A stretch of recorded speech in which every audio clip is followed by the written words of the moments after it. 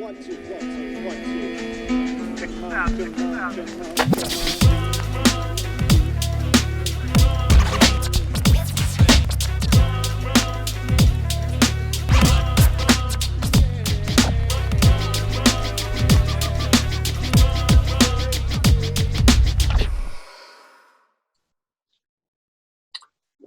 to Inkpulp Audio, again, the video component during this quarantine. I want you all to do me a favor real quick before we get moving today. Please, if you're watching this on YouTube, hit subscribe, like this video, comment if you can. If you're listening to this on one of the audio platforms, please go to YouTube and hit subscribe. Even if you're not gonna, I know some people prefer to listen. Still, if you could do that for me, just get over there, hit subscribe. That would be awesome. It's just Inkpulp on YouTube channel. I've got the links on all my social medias as I promote this.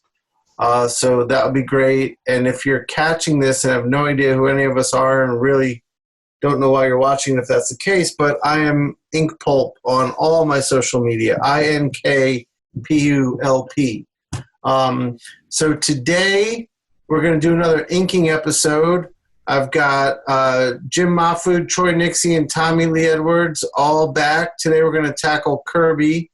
So first up, we got Jim Mahfood. Say hi, Jim. What's up, guys? Shout out your social. I'm here to ink the king, baby.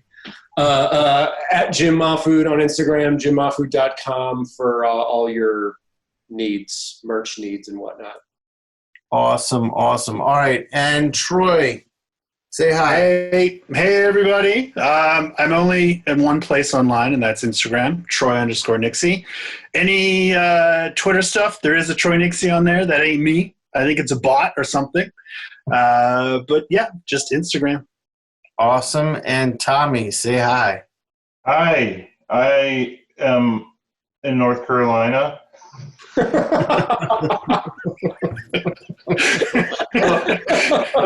What are you doing? I lost the vibe. I was there. I didn't warm up. All right, let's try again. And here we got Tommy Lee Edwards, everybody. All right. Thank you. If you want to see more of my work, you can go to TommyLeeEdwards.com. And on there are links to my social media. All right, that was much better. Tommy. But Tommy Lee Edwards on Twitter, but I get kind of angry on there, so maybe Instagram is better. I think it's TLE Storyteller, but I think if you just do a search for my name, it works. Yeah. Where are you guys most active on your social media? That's probably helpful. I'm active everywhere. I'm active everywhere. Instagram and Twitter. Instagram for sure. Yeah. There you go. All right, cool. So like I said, today we are inking the king. We tackled Magnola, and we were all talking. I mean, it's kind of a gateway drug to Kirby himself. So let's start by looking at the pieces. Jim, why don't you switch your camera, switch your mic, and show us what you got going on. Yeah, I've got super weird Spidey drawing from Kirby lined up. It's on the light table. I don't know if you can see it that great, but yeah, Spidey jumping through the air. City background and whatnot. Yeah, Jim, that looks great when you put your hands in the frame. It focuses well. Yeah. There he is.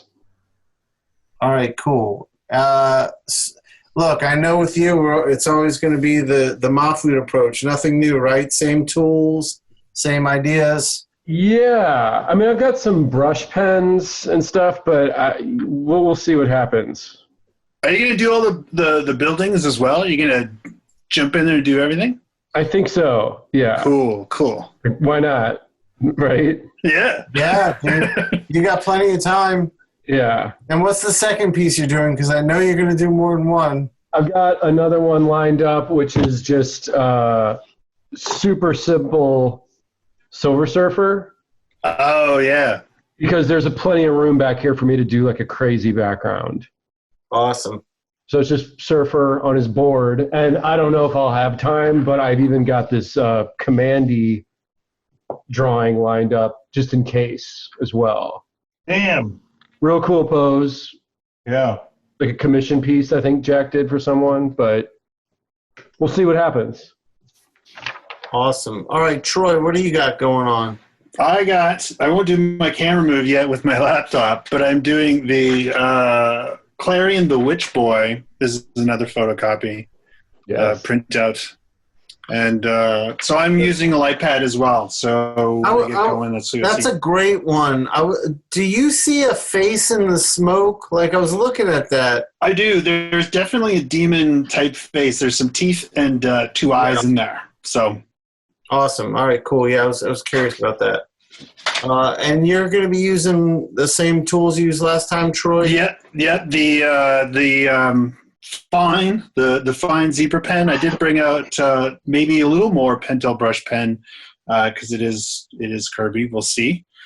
So because he looks so good with a brush, and then the microns if I need it.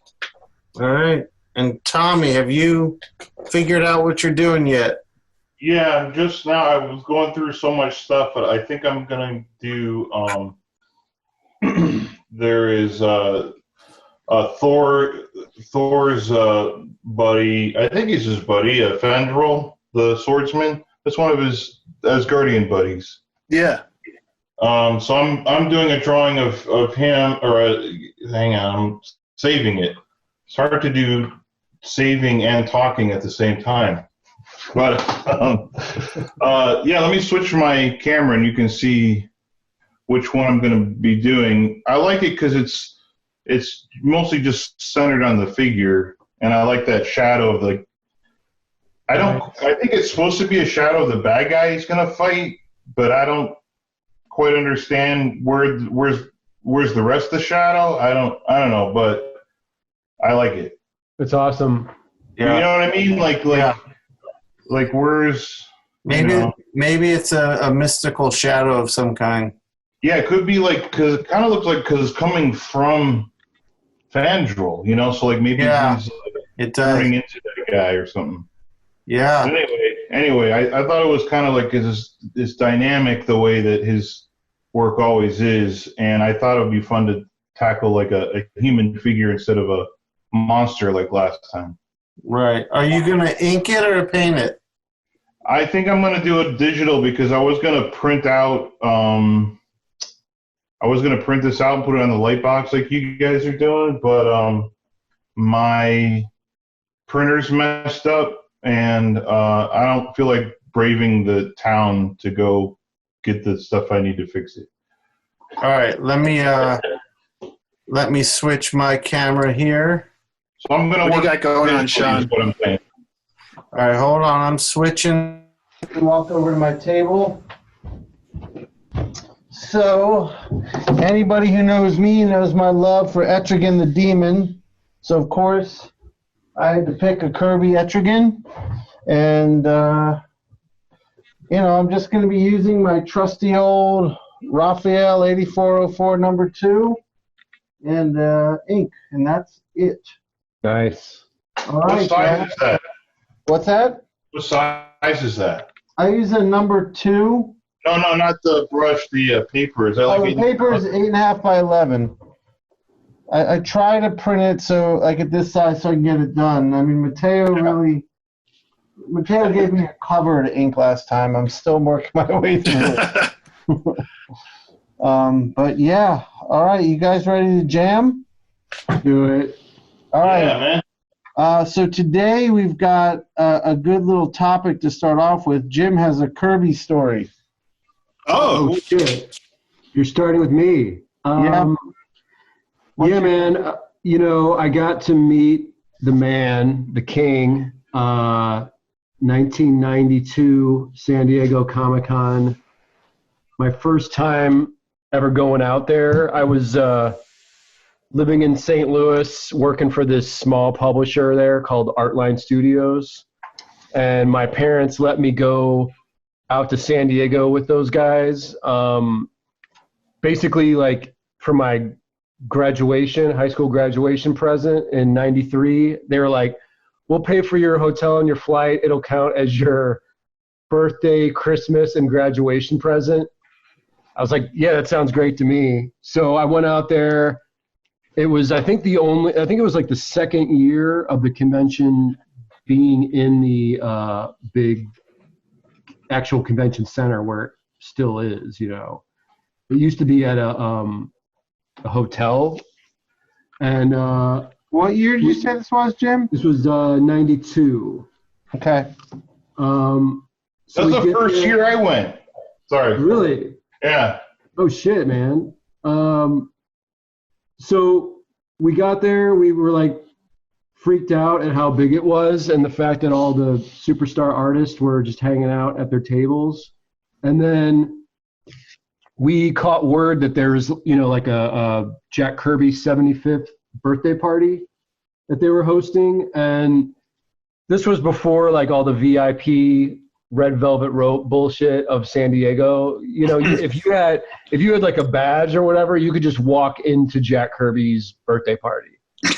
So we all went in and everyone was like waiting in line to meet Jack and say happy birthday, shake his hand. So we were in line with like McFarlane, Liefeld, Jim Lee, all the Image guys were there. Everyone was quietly waiting to meet the man. And it was crazy, man. I mean, I got to go up and like have a real quick conversation with Jack, shake his hand.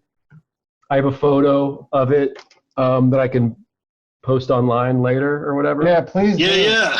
But it's like me at 16. I think I was 16. Wow. So were you a huge Kirby fan at that age?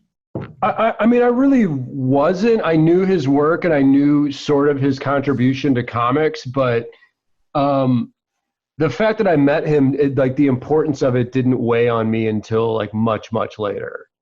Because I've become, you know, a Kirby fanatic, basically. Like, he's one of my all-time favorites. And so the fact that I even got to meet him and have a very quick conversation with him, it means way more now as an adult than it did when I was a kid, you know. But yeah, I mean, I think I said something to him like, hey, nice to meet you, Mr. Kirby. Happy birthday. I'm an aspiring artist. I'm going to draw comics or whatever. And he said something to me like, yeah, you stick with it, kid. You'll do just fine, which I'm sure he said the exact same thing to like every dumb, like young artist who approached him, but he was a super sweet, really nice guy. You know, But you don't know that. You don't know that, Jim. He might have just sized you up and knew that you had the chops. Well, Yeah. the Kirby magic, you're saying. Yeah. That would be awesome. Maybe he's like, this kid's he's got the funk, he's got the power. He's got the funk. But That's awesome. yeah, man, I mean, it was a pretty awesome thing to be able to experience, and also just being at that size of a convention. Growing up in St. Louis, like, we had nothing that even compared to the spectacle of San Diego, you know. So pretty awesome. Pretty So cool. was it just like a big room and he was like sitting at like the throne in the middle of the room and everyone got to walk up and pay their respects type thing? Yeah, I mean, he wasn't even sitting. He was standing like by this big cake of his. And I mean, I think he knew that everyone was going to be asking for photos. So he was just standing, and his wife, Roz, who's like his partner in crime and caretaker and everything, I mean, she was basically like right there with him. So, yeah, but I mean, they just seem like really awesome, nice, fantastic people, you know. But yeah, man, what a trip. And I mean, it was also a trip too, because we're like in line with the Image guys. Those guys are obviously all superstars. Right.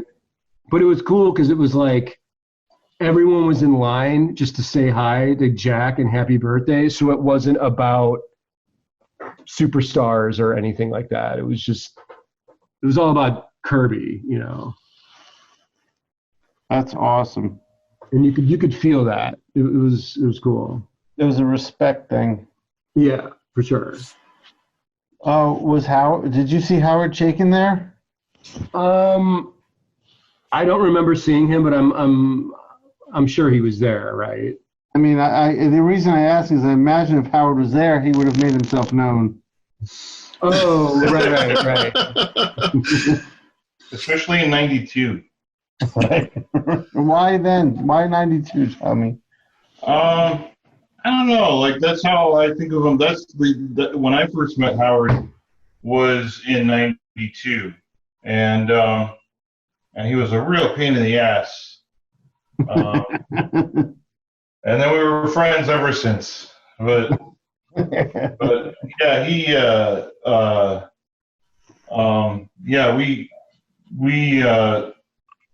I first met him at a convention in LA at the Shrine Auditorium, and that one was that was really fun because it was the same kind of thing. Like, you know, it was like there wasn't any sort of big, you know, fancy to do about anybody. It was just, you know, like they seemed very accessible, you know. Right. But yeah, no. I feel like Howard has chilled out through the years as far as making himself known. Right. It's a little less the Howard Chaykin show, but I love the Howard Chaykin show, and he means a lot to me, that guy. Yeah, me too, definitely. In fact, we should get him on one of these. Yeah, would he do it? I think so. Howard's done my podcast before. He was a big. Oh, is he? Yeah. I don't know him at all. Obviously I know who Howard is, but I've never met him. So I have no relatable stories. Sorry, guys. Oh, yeah. Howard's a good friend. He knows my whole family. He knows Tommy's family. Oh, wow. Yeah, he and I used to share a studio when I lived in LA. Oh, wow. Okay. I didn't know that. Yeah, he helped me get my very first work. It was I met him. I was 19, and I was going to Art Center in LA in Pasadena, and he really just, the only teacher I had at that time who had anything to do with comics though was Bern Hogarth, who drew the Tarzan strips in the 30s, and yeah. Obviously all the dynamic figure drawing and stuff, but I really wanted to show someone in my work who I really liked, you know, wanting to do comics in the 80s, and that was Howard. And so he was like really mean to me and like ripped on my stuff, and it was pretty good. But then he called me. So then, yeah, it was, and I didn't erase that message for years on my answer machine. Now, how did that conversation go? So he rips you a new one, and then he's like, "Hey, kid, give me your phone number so I can call you and rip you some more." Yeah, well, I kind of asked for it, you know. Okay. I mean, I was like, you know, wanting that. I mean, partly why at that time, especially while I was going to school, was to get some really good, you know, tough critiques and get better, and I think he kind of saw that and knew I wasn't just saying that. That what he said really mattered, and he just kind of, and I was like very eager, like, hey, do you need any help with anything? You know, I was like, just wanted to be around it. Yeah. So he's like, I have an assistant, and it was Don Cameron at the time, who now I worked with Don a bunch. Actually, Troy, you remember when we briefly worked together on that Pacific Rim stuff? Yeah. Like, Don Cameron built all the robots for that stuff. Oh, cool. Okay. Yeah, so it's like small world stuff where, you know, you meet people, and then 20 years later you're working on something else together. And, yeah. But anyway, so yeah, he but yeah, then we just kind of, you know, I would go to his house, and also we liked the same kind of art, you know, like mostly, you know, like 60s illustration. and I don't think he knew a lot of people, especially my age, that were into that stuff. So so we kind of hit it off through, like when you have mutual stuff that you both like, that's kind of a good, nice common denominator. Yeah, no, for sure. Yeah, so that's kind of it. And then eventually, he was doing more TV stuff at the time, but he had just had this book come out called Midnight Men, and it was Eclipse, I think. Is that the publisher? Yeah, I remember that. Yeah. Yeah, that sounds familiar. Yeah, that was pretty awesome stuff. And of course, American Flag, man, like. Well, that's the best. Yeah. Groundbreaking 80s comics. I've been rebuying the single issues of that because I've been finding them over the last couple of years in like 50-cent boxes, quarter bins, whatever. The stuff he was doing in like 83, 84, like pre-Watchmen, pre-Dark Knight Returns is absolutely phenomenal. It's incredible. Yeah. And there's stuff in American Flag I didn't realize that like Miller and stuff were like borrowing from, man, like biting certain things that ended up in like Dark Knight Returns. And I didn't know that. I mean, I knew Howard was fantastic, but I didn't realize the level of innovation he was doing. Yeah, dude, Howard's a massive innovator in this medium. Yeah. You got all those like little talking TV screen heads and stuff like that. That's one of the things I'm directly talking about. Like, Frank just took this and used it in Dark Knight Returns, and certain things like that. I asked him about that during my podcast with him during the interview, and it's interesting. He always cites himself as like the least talented of his like group of guys he came up with, which was like Walter and Frank and all those guys. Right. I got to revisit that. But, yeah, I remember him talking about all that stuff. Yeah, but for me, like, Times Square, like, I was in art school at the time when I was reading that, and it was like he was using sound as a narrative device like I'd never seen before, where, like, the music notes were weaving in and out of the imagery like a soundtrack. I'd never seen that done in a comic before. Yeah, it's amazing, man. I'll be honest, I'm sort of a little ignorant in terms of the work he's done. Obviously, I'm familiar with American Flag, but it's something that at the time when it came out, it really wasn't what I was reading. Right. And, so it's one of those things where, and that's happening where I'm going back now and reading some stuff and appreciating it more now and realizing that had I read it at the time, it probably would have just gone over my head. It wouldn't have been something that I really connected with. Right. And maybe American Flag is one of those books where, with almost 3 decades of doing this under my belt, where it's probably something that I could appreciate a lot more than when it came out. Definitely. I'll have to go dig some out. I'm sure they have collections and stuff. Do they not? Or yeah, they do. Cool. They put out some. I think they might have put out some. Yeah, they did through. Since Howard owns American Flag, he put some out with Dynamite Publishing. Oh, okay. And there are these nice collections. Yeah, it's kind of like with Howard. I thought it was, for me, it was an important relationship because he introduced me to a lot of stuff that I didn't know, because it's kind of like it wasn't stuff that was really out when you were a kid or whatever, right?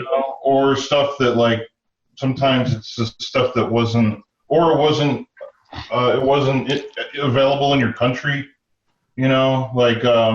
So Howard introduced me to Attilio Micheluzzi, which is and it's like I didn't know that stuff. How would I know that stuff? He died in 1981. Right. So a lot of that kind of stuff is kind of, so great to have someone like Howard who's interested in sharing that knowledge with a younger person. Yeah. Is Howard still working? Like, is he still creating and putting out pages, or just writing, or what's he up to these days? He is. Yeah, he's doing a lot of work these days. Cool.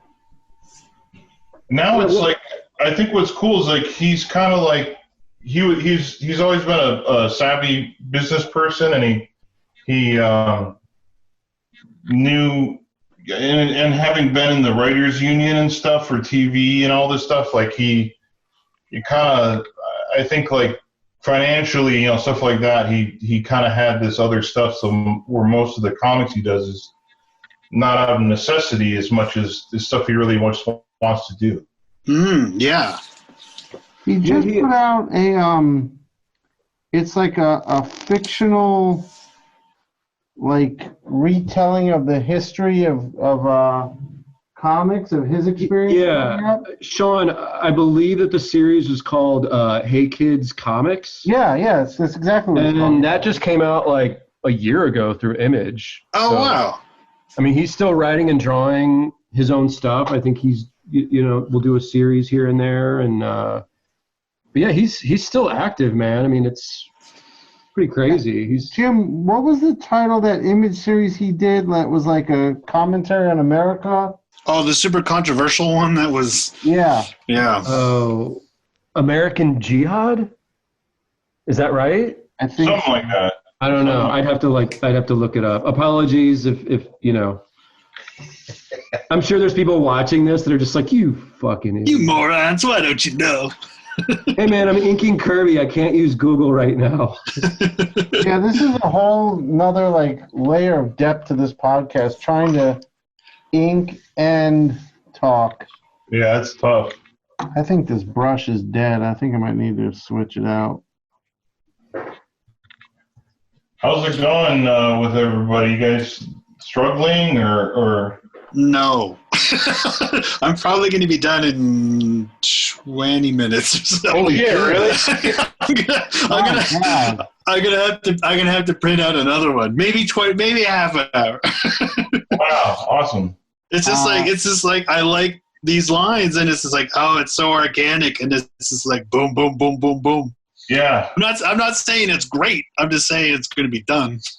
Yeah, mine's not going fast. It's not going slow, but it's going very smooth. I mean, it's really just these bold lines, and I'm rendering a little bit where I feel like I can get away with it. But yeah. Yeah, this is it's definitely interesting. It's weird because everyone interprets Spider-Man's costume differently. So Kirby's interpretation, it's like there's these inconsistencies with the webbing and stuff. So I'm sort of having to make decisions on some of the webbing and the costuming and stuff of what I know about Spidey's costume, and Kirby just did it his way, which is great. Right. Well, that's what's so interesting about Spider-Man is that no one, other than probably Ramita, because Ramita was, unbelievable in that. But in terms of just keeping his costume consistent, it just seemed to change from artist to artist. But so it's funny that he's just so iconic when everyone drew him kind of differently. Yeah, it's true. It's true. Right. And I mean, I dig this because Jack doesn't even bother to put the Spidey symbol on his chest. It's like a weird decision on his part, but it makes me think of the really crudely animated 60s Spider-Man cartoon. Yeah. I think they would trace, stuff straight out of the comics for those cartoons. And I remember, I think his Spidey symbol was left out of some of that stuff as well. So, is that the Bakshi stuff you're talking about? Wasn't that Ralph Bakshi that did that? I don't remember. That's a good question, Troy. I don't know, but it's the '60s one with the famous Spider-Man theme song that everyone Yeah, I'm knows. sure that. Yeah, I'm sure that was Bakshi. That was Yeah, bad. someone's gonna. I'm sure it was. Well, now I have to check, guys. So Yeah, I either sound like a genius or a moron. Yeah, that's amazing. That was Bakshi. I had no idea. I mean, I grew up on the Saturday morning cartoon, the Spidey and His Amazing Friends one, with Yeah, man. Iceman and I grew up Firestar. on both. Firestar, yeah. Yeah, I mean, that was great with Firestar. And that theme song was classy, man. Yeah. Yeah, it was Bakshi. Holy shit. Oh. Yeah. Okay. Good call, Troy. Yeah, wow. I am feeling pretty stupid. Oh, you guys didn't know that? No, I don't know. And that's not typically who I. It's not like I'm some kind of encyclopedia of comic knowledge. It's interesting that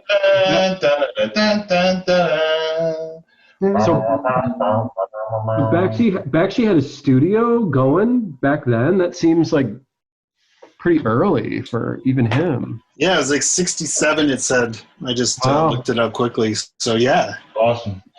Cool.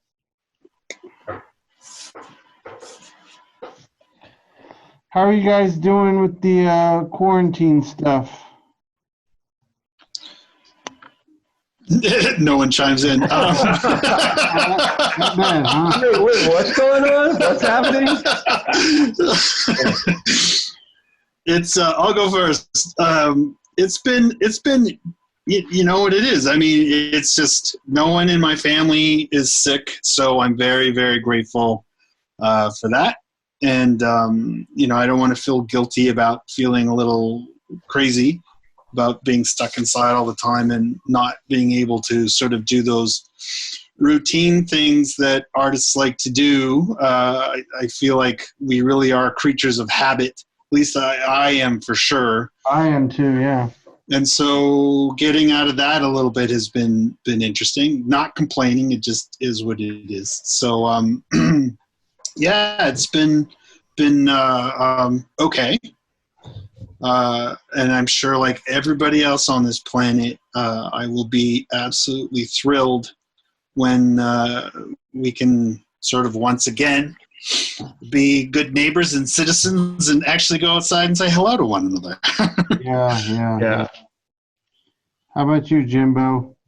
I've been, I actually had like a pretty good, productive week. I sort of have just been losing myself in the daily routine of working and being in the studio. I mean, that's kind of my happy place. So it's been like lots of music, lots of old, comfortable movies and TV shows, and just producing work, and it makes the day go by, for me. So it's strange. The weather's been so great here. I'm actually noticing there's more people out this week than I've been seeing. Yeah, And I don't know if that's a good sign. I think people are getting very restless. Yeah. And I've even had a couple friends invite me out this week to go like hiking and stuff. And so I don't know how to respond to that. I haven't done that, but I mean, people are like, we're meeting, we're staying 6 feet apart from each other, we're going on hikes, and it's getting to the point where I'm like, okay, people are starting to get a little stir crazy. People are. Yeah. So Yeah. what do you guys think? I mean, should we? That's what I want to talk about. Should we not be going on these hikes? You should not be going on hikes. No. Okay. Yeah, this is what I want to talk about, because I'm seeing I'm really seeing this country as such so full of such selfish people who only really deal with things when it directly affects them, and there are people out protesting this week in front of their governors' mansions and offices, like crowds of people with guns protesting to open everything up. And I'm just like, that shit, I'm like, what the fuck is going on? And it's what's going to happen is these crazies are just going to start doing it, and it's going to set everything back. Yeah. Are you guys feeling that too? Yeah, Sean, it's interesting you said that because I was talking to Justin Stewart, and he lives in Lexington, Kentucky, just this week, and he was saying exactly that. Like the mayor there has been really good about giving daily updates on what's going on, and then last week, people out of work, protesters started showing up outside of his like meetings and stuff, and just saying, hey, fuck you, open everything up. We need to work. Like, we have to go back to work. No one's sick. We don't know anyone who's sick, so let us open shit back up. It's like, it doesn't affect me. I don't care. I don't know, man. It's hard to like this country right now. Yeah. I'm sitting. That's why Troy's just chilling in Canada. Well, we have been, and to be fair here, it's just getting really nice, the weather this week. We did have a bit of snow, and so that might have helped keep some people inside. It'll be interesting to see in the long run, like how much further this goes, if people are still going to adhere to this idea of social distancing and staying at home if you don't have to. They've been really strong about, like, essentially if it's not an essential business here, it's closed. Restaurants, you can get takeout, but there's just a lot of smaller restaurants that just closed. They're just, we'll see you later kind of thing. And, and so that's been going on. And it's funny, we live in a quite a conservative province, but where I live in terms of the city, it's kind of a mix of conservative and liberal people, but the neighborhood that I'm in, it's you go for a walk because you're really just, you're still allowed to go outside. You want to get some fresh air. Of course, yeah. And but the neighbors have been, it's like everyone's walking around with a ski mask and swinging a knife around because everyone just crosses the street as soon as they see somebody else. But when they do it, they're like waving and smiling. You really understand. It's like, oh, this is for both of our benefits. Right, so, right. Yeah, it's interesting. So far, it's people have. There's been some dissenters, but most people, I think, have been really good with all of this here. So it's awesome. Yeah, it's getting weird. I've been doing a lot more, like, I think just because not getting to go and go to a movie or go grab something to eat or whatever. It's like, yeah, I find that even I'm doing a lot more, just walking around the neighborhood and stuff. Yeah, yeah. And I see people like out and I'll go. I've been going and doing a bit of hiking, but there's like nobody around, so I feel fine with it. And then but yeah, if I'm around other people, we kind of keep our distance and wear a mask, wear gloves. But yeah, it's tough to, like Jim, you were saying about how, people want to go for a hike or something. And I don't know. I mean, I think Troy's right on maybe not doing it, but if you feel like, I don't know. It's tough. I think it's tough. I mean, also, Jim, I know Portlanders are pretty liberal, smart people, so, it'd be different if you were like a bunch of people in Louisiana are going to go swimming. Like, that might be a different story.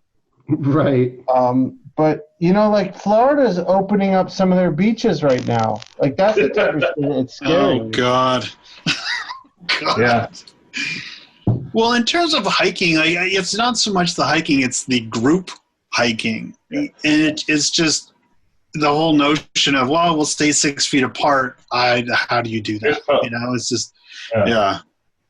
Well, I there's a couple stores that I had to go to just for, to get some food or to go, get a couple. And one day I went into Lowe's, which is a hardware store. Yeah. man, there were way too many people in there, and because everybody's at home working on their like home projects and stuff.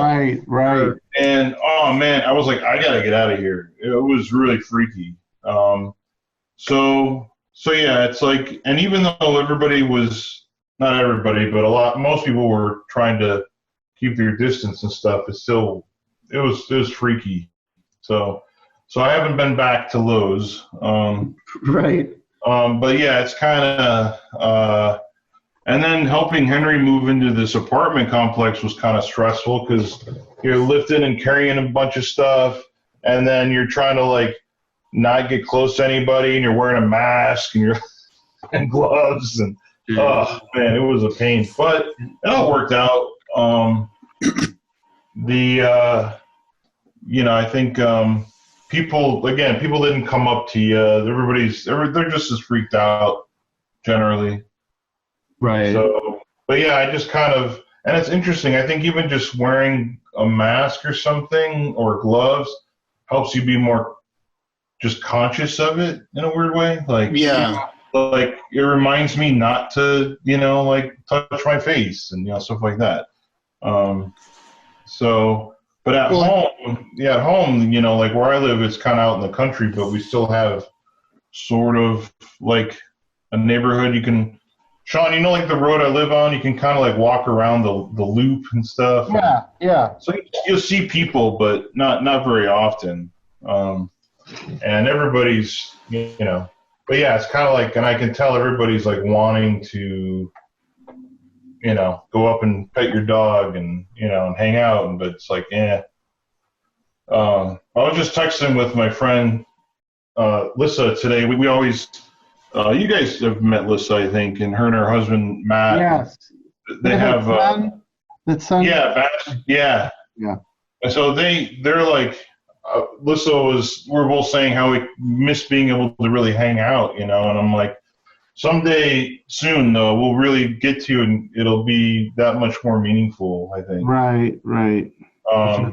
I said, as soon as we're at the IMAX theater watching Top Gun 2, then then I'll know everything's okay, What's the release date on that, Tommy? I don't know now. TBD. Yeah. Hey, Troy, you met Tom Cruise, right? Yes, I did. Yeah. Tell us that story. Well, this is going to make me sound like a bragging asshole. So I actually directed a movie starring his wife at the time, Katie Holmes. So I had a few interactions with him. What's the name of the movie, Troy? Tell the name of the movie. Don't Be Afraid of the Dark. Oh, Right. Came out in 2011. And so he was around.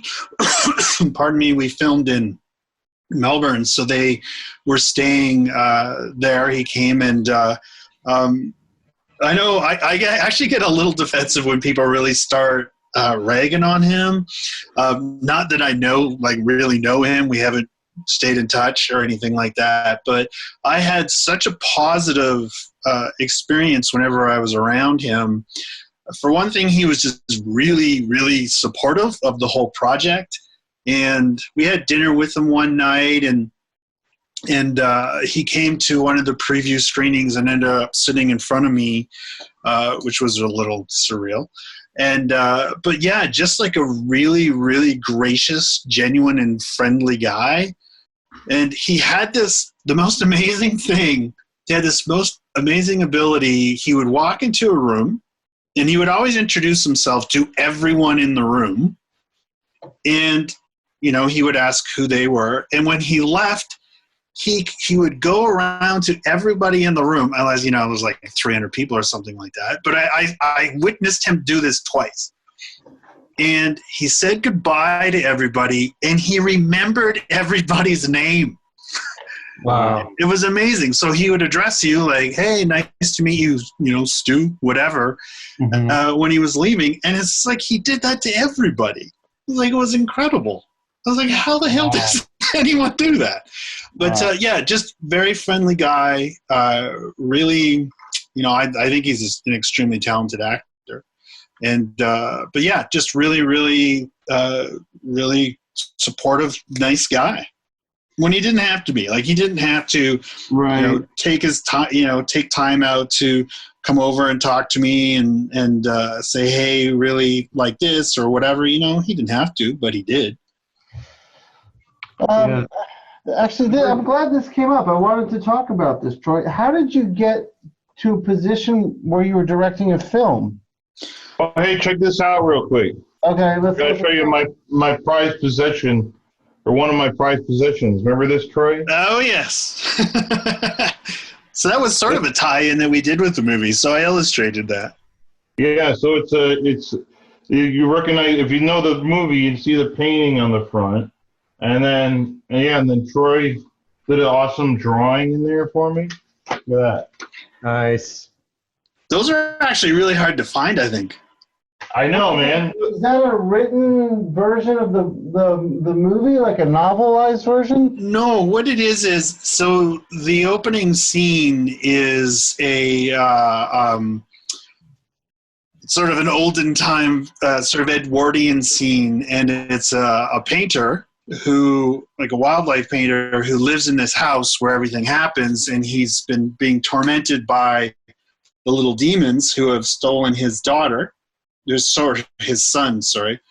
And so that book is supposed to be his field guide of the sort of fairies and demons that he was studying when all this sort of happened. Okay. Yeah.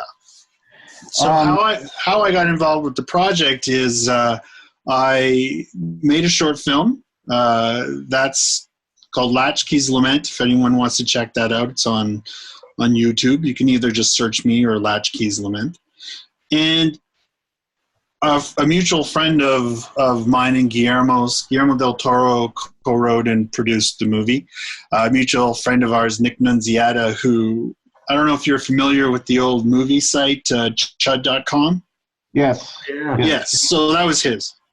And I got to know Nick through the site, and real quick, let me ask you. So your short film, did you self-fund that film? Yes. And was directing something you always were wanting to get into? Yeah. Okay. So I love comics, but if I had my druthers, I would be making movies. Okay. That comes with its own set of hassles and everything. But I really wanted to be a movie director. And growing up where I did on the prairies in Canada, I graduated in 1990. There wasn't a ton of options for that. You could have gone to the States for film school, and I certainly didn't grow up poor, but we were very middle class. But there was no way we could afford to send me to film school in the States. So I loved comics. Obviously, I drew, and so to me, it's like, well, I want to tell stories, so comics it is. But the love and the desire of movies still exists. It's still there. It just, when I moved to Vancouver, they're just I started to get to meet some film people, and an opportunity presented itself in terms of being able to put a crew together to make something. And so I took 5 years to make this short film. There's quite a bit of CG in it, so it's sort of where there was a lot of starts and stops, and I would make more money, which I'd work my ass off and then get some more shots done and that kind of thing. And Guillermo was familiar with me because he's a big comic fan, so he knew Jenny Finn, and obviously his relationship with Mike Mignola. Right. But it was when the short was finished that our mutual friend sent him a link, and it was funny because at the time all I was looking for was a quote from him for the DVD box we were putting together.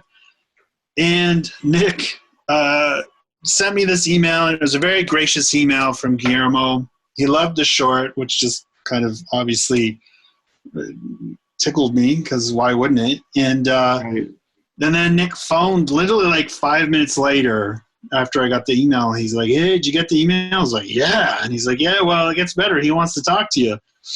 And he would have been in production on the first Hellboy movie at the time. So he gave me his phone number, and it took a little bit of doing to get in contact with him, because every time I would call, it would just go to voicemail, and the voicemail would be full. Wow. And so I eventually got through where there was space on the voicemail, and left a message and thought, well, maybe I'll hear back from him. And sure enough, a couple days later, I get a call, and I'm just sort of walking around, and it was very surreal, because he just sort of very quickly said, you know, I loved your short.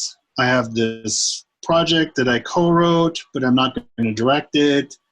And we're looking for someone to possibly direct it. Would you be interested? And you could have knocked me over with the feather at that moment. And it was really weird because I was sort of in like the financial area of Vancouver. So I get off this phone call with him, and I'm looking around, and it's lunchtime, and it's just like, this is the craziest phone conversation I've ever had in my life. And nobody here would understand. Right. And so, yeah, I mean, it took a little while, but then he finally sent the script through, and it was, and then it just sort of built up from there. And it just was one of those really surreal experiences. And it didn't happen for me in terms of another movie, although I tried for years. And it just didn't work out. I think a big part of it was not moving to Los Angeles. I think there's an expectation of, if you want to work for Hollywood, you have to live in Hollywood. Right. That is until you become successful enough that it just doesn't matter where you live. Right. But at the time, I obviously was not that successful. And the expectation was that I moved there to take meetings, and I just financially just didn't make sense for me. Well, it makes sense. I just couldn't afford to move to Los Angeles. Right. Because everyone thinks, oh, you direct a movie, you make a lot of money, and that might be true when you direct your third or fourth or fifth movie. Right. But it certainly isn't true when you're just directing your first movie. And so I tried to do it remotely from Vancouver, and it was a weird time for movies too. That's when all those found footage movies were really popular. All the what? Found footage movies. Oh, right. And I had zero interest in directing any of those. Yeah. And that's all I was getting sent, was just these horrible scripts for found footage movies that clearly had originated just as your sort of standard horror movie that they tried to shoehorn some found footage nonsense into. So they didn't even make sense in that respect. But yeah, I mean, it was, I still would love to direct another one, but it's getting like no focus from me. I'm writing scripts and stuff as I always do, but comics is I'm really excited about the comic stuff I'm doing, so that's getting most of my attention right now. Hey man, I was super excited that I got to go to the LA premiere of your movie. Yeah, that was a good party. Yeah, man, I got to see Troy walk the red carpet and deal with like paparazzi and all this crazy stuff. Guillermo was there. He was super nice, super cool guy. Well, it's so weird doing that shit. It's just because you have someone from the marketing department for the distributor, and they literally just grab you by the back of the shirt, and they have all these interviews lined up, and not all of them want to talk to you. And so they grab you by the shirt, and they just sort of drag you until the person you're supposed to talk to, and then they just kind of push you in front of the person. And then as you're doing the interview, and then when it's time to go to someone else, they're just sort of dragging you along as you're answering the last question. It was really kind of strange. Did you design the little monsters in that one? It was me and two other artists, Keith Thompson, who did the cover painting that Tommy held up, and then Chet Zar, who is amazing. Everyone should check out him on Instagram. He's works in special effects. He worked for Spectral Motion, who then built sort of like the 3D versions of them first in clay and that kind of thing. But so it was the three of us working in Guillermo's sort of famous man cave that he has, Bleak House. Mm-hmm. And we kind of banged it out real quick. As soon as I got a sniff that I was up for the job, I immediately started drawing. As we would do, all of us in this chat would do. And so I was kind of ahead of the game in that respect in terms of ideas of where I wanted to go with it and stuff like that. So, but it was the three of us really kind of nailed it down in that time that we spent there. How close was your initial vision to the one that made the screen? Quite close, actually. There's a lot of things that sort of stayed the same in terms of the thin limbs and the proportions and the sort of overall aesthetic of these wrinkly, schemed little things it was just sort of finding the nuance of them and getting it really nailed down. So.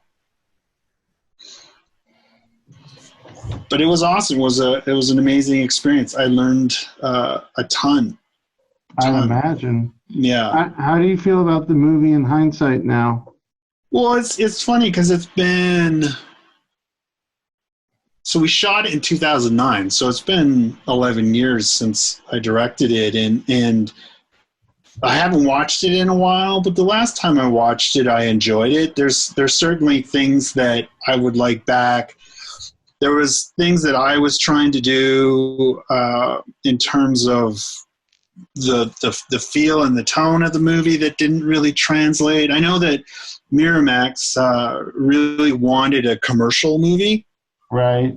And I was maybe trying to be a little too art house with it.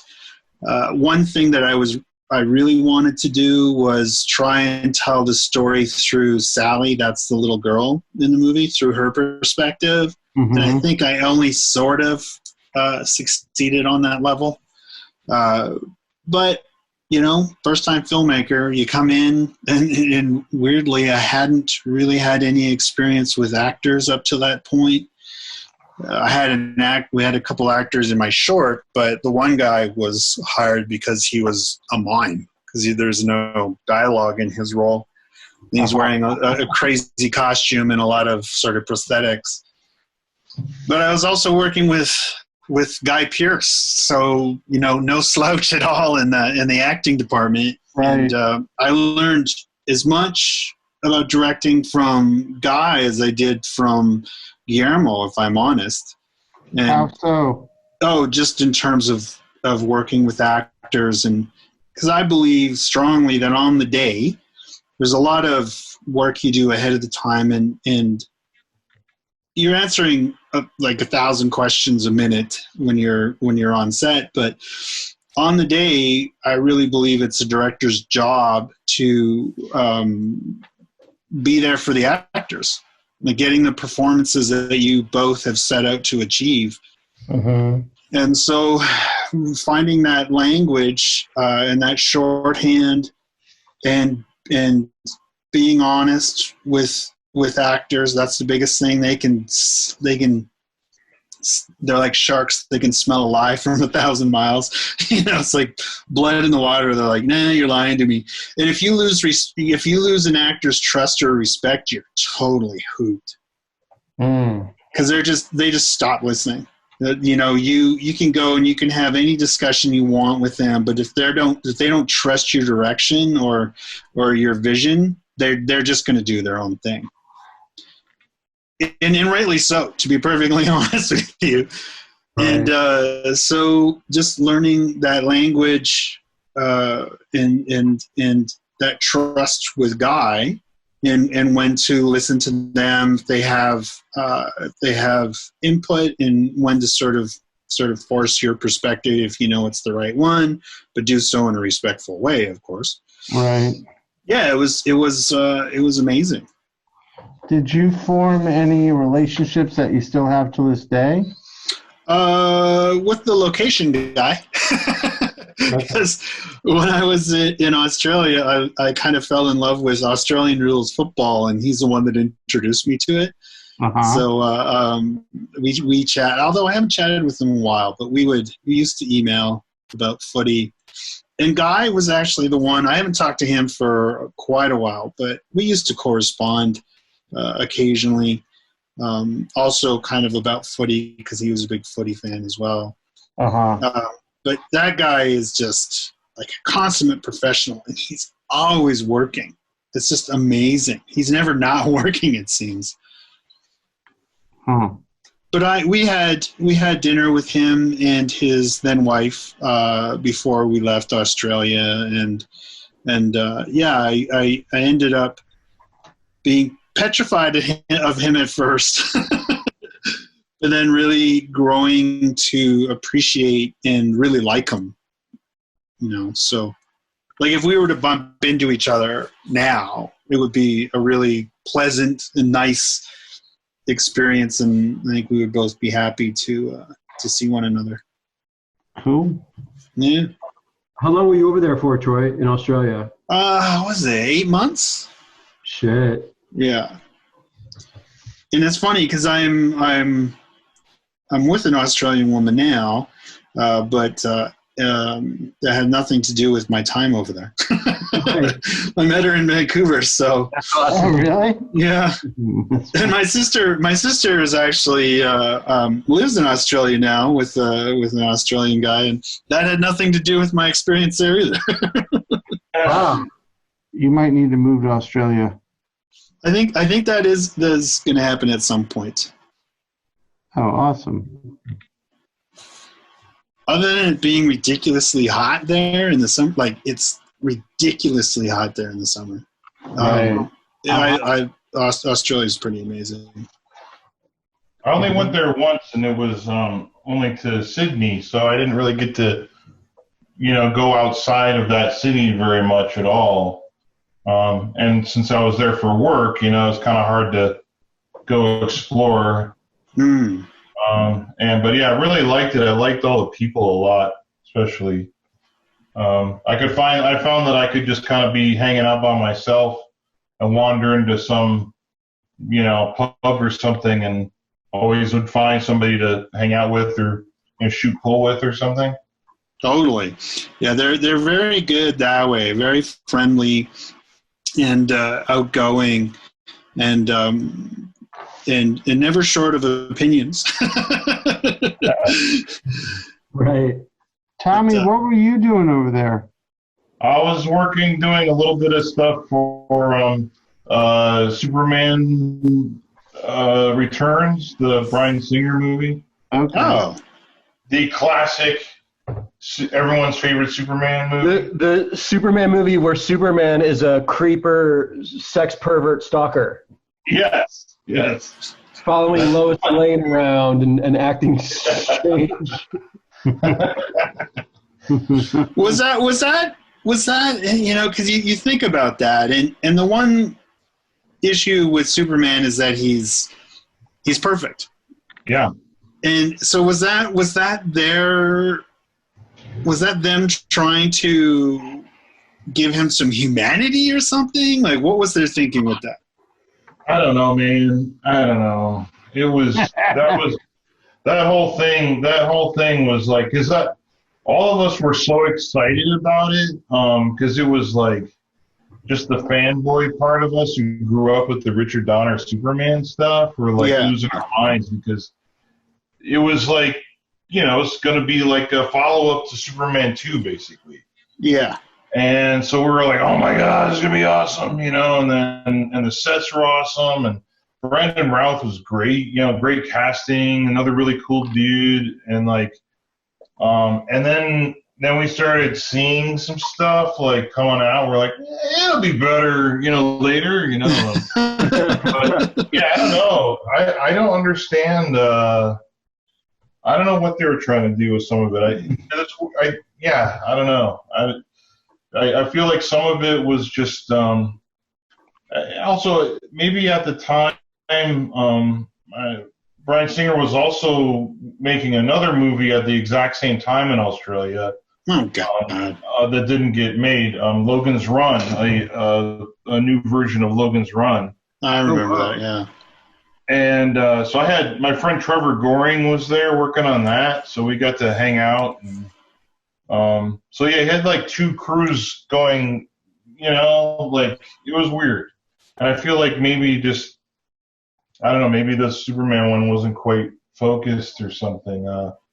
But I don't know. But we had a lot of fun, and there's like a part where an airplane like starts to fall apart and stuff, and they had it on these big hydraulics and gimbals, stuff. Yeah. Yeah. Oh man, it was so fun to ride that stuff. So it was kind of just like a big, fun adventure.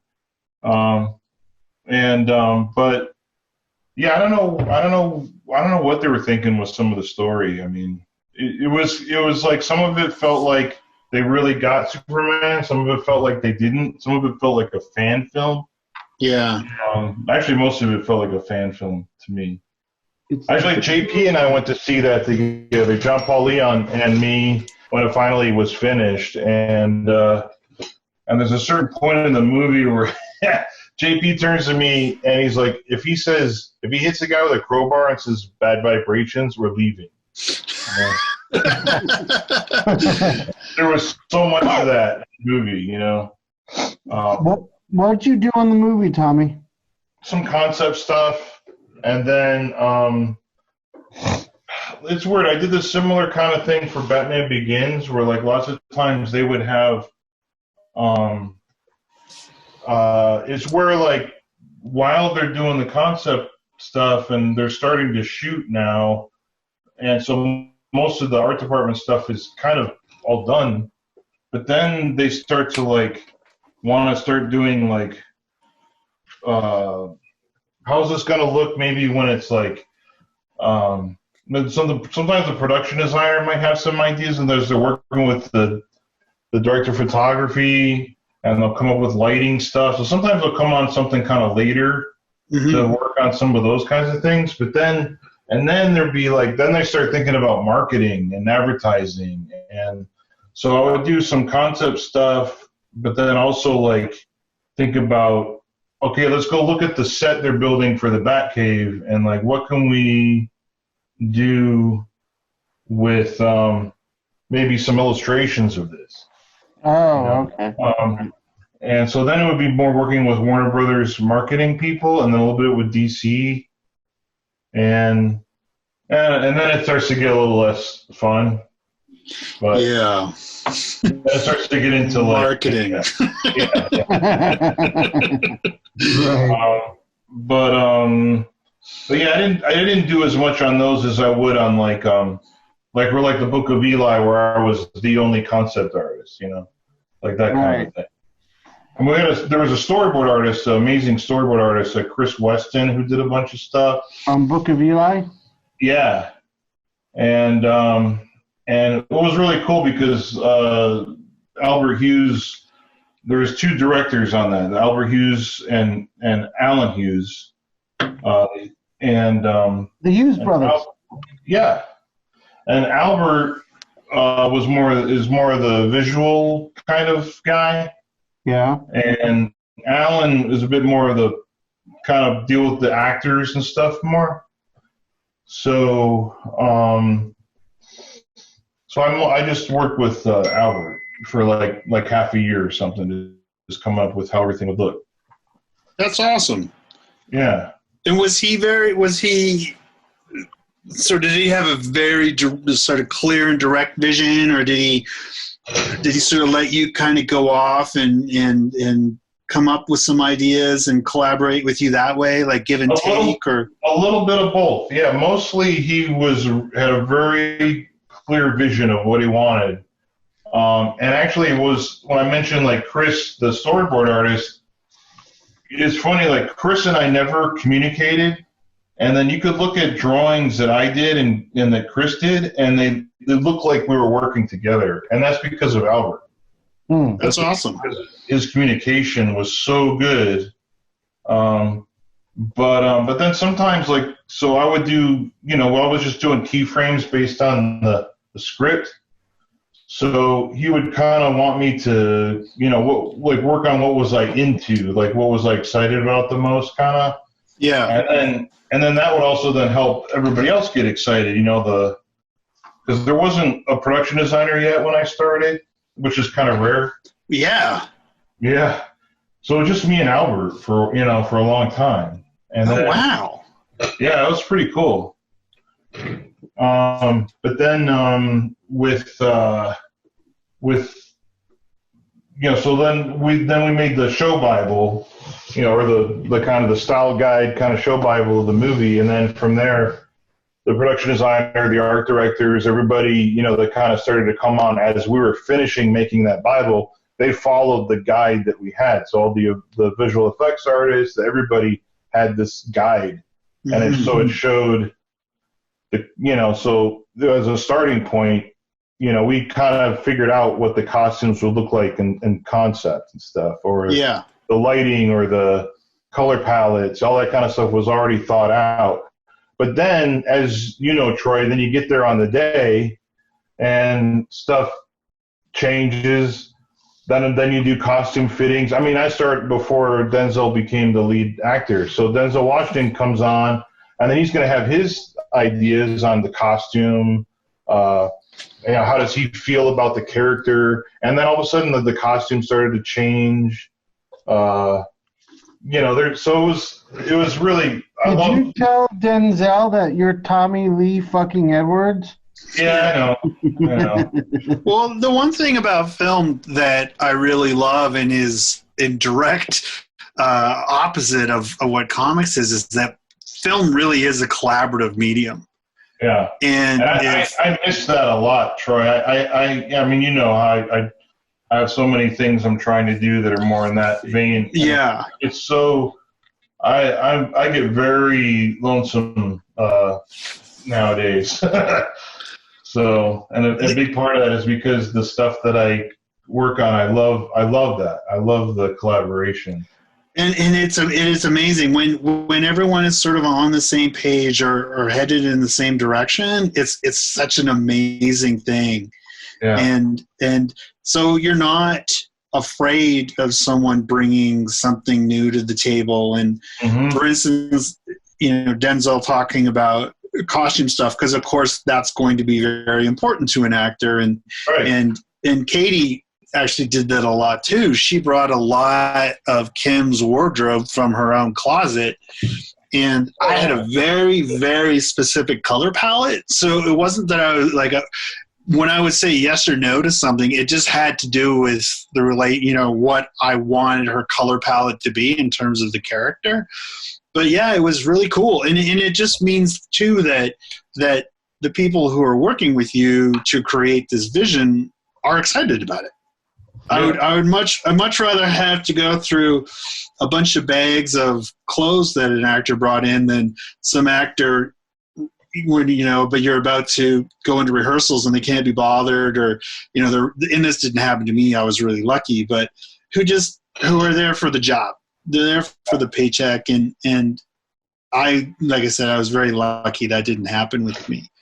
But it's a pretty remarkable thing.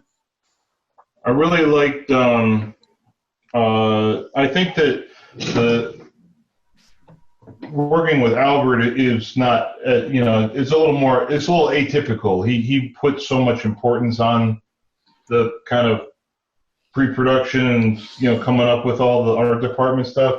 Much more than lots of other filmmakers. Yeah. And lots of times, we'd plan out something so much that then you get on set and then you're like, oh, well, why don't we just do it this way? We don't have to shoot it all these different ways or whatever. And then you see the actual location. And so, everything kind of then would change. But it was great because it was always like a better idea came along, Yeah.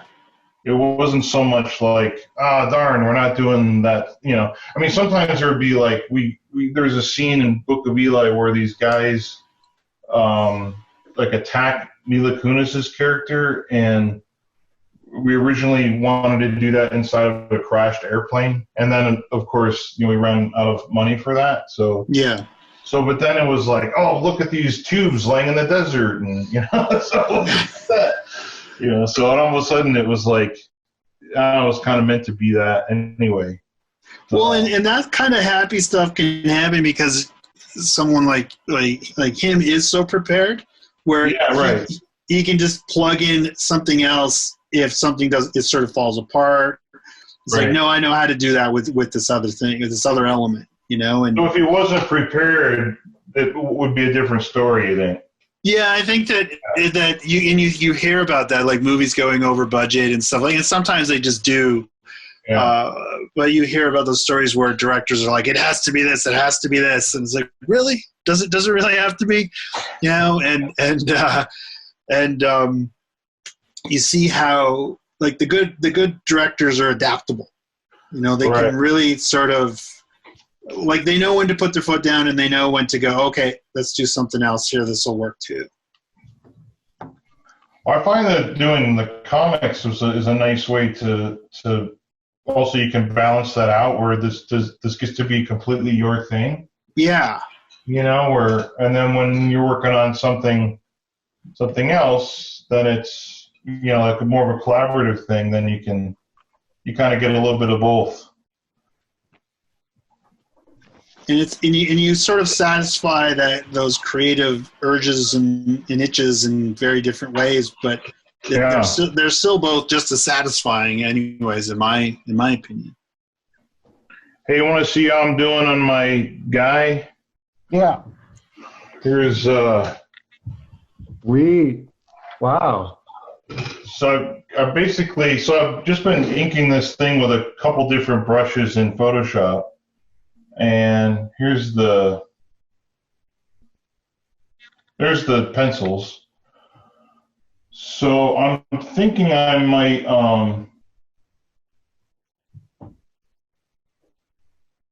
see. Killer inks, man. Killer inks. Oh, that looks amazing. I think I might do the background. I'm going to ink that the same way, but I'm going to ink it on a different layer because I might separate some of the shadows back there from the figure. Yeah. So I might take some of the shadows and have them be like a color or something, So I'm going to start working on that now in a separate layer so I can mess around with it later. Nice. Yeah, he looks great. Jim. Kirby would approve, Tommy Lee. Oh, wow. So yeah, I got Spidey basically inked. This is the pencil version. So I extended this building over here and added a background. I'm probably gonna throw some paint on this later. I think I'm gonna do a full color painting. Oh, nice. But yeah, just a weird, quirky Kirby Spider-Man drawing, I love the addition of the black there. Yeah, I needed something to definitely pop him out. Yeah, I think it looks great, Jim. Thanks, man. How you doing, Sean? I'm doing okay. I'm doing pretty good, I think. Yeah. A big, bold inking exercise, I guess. I'm trying to understand some of his strange mark making, trying to give it form where I can. But yeah, it's definitely fun. It's definitely happening. How are you doing, Troy? Good. I guess I overestimated how quick I was going to be done, but I am just about done. Here, I'll hold it up to the. Well, we slowed you down by making you tell probably. So it's almost done. I haven't actually looked at it without the. I need some work on this. I see where I'm lacking. I need to hit some lines a little more around the face and cat. Oh, that's looking awesome, dude. Well, because it works. Yeah, Like the organic shapes are great, the blacks, but it is sort of work because I do such noodly inking that, and his stuff is just so bold. So Yeah, that's what I'm finding too. Like it is so bold. Damn it. Forgot. I had this interesting discussion about whiteout on another with Gerardo Zaffino, because we both have the same art reps. So he does some fun YouTube videos as well, where artists for Inky Knuckles sort of talk about process and stuff. And Gerardo uses whiteout as sort of a medium, like he uses it as a tool. Yeah. And I kind of went off a little bit on my dislike of whiteout, but that only comes from the fact that if I use whiteout, it means I screwed up. Oh no, I love whiteout. Yeah, and so there's a lot of artists like Gerardo who do, like I said, use it as a tool, who use it for tones and value and all sorts of stuff and textures, and I'm like, if I use it, it means I fucked up somewhere. Right. Yeah, I love whiteout. I use it as like my version of white paint. Yeah. So if I'm doing like a mixed media piece, especially on colored paper, on tone paper, the whiteout becomes the white that I'm working back into the piece. Yeah. So if you use it as a tool that way, it's awesome. I think it can be really effective. Yeah. Yeah. But yeah, man, I know artists that are like so anal retentive that they don't want to use whiteout on their pieces because they equate that with a mistake.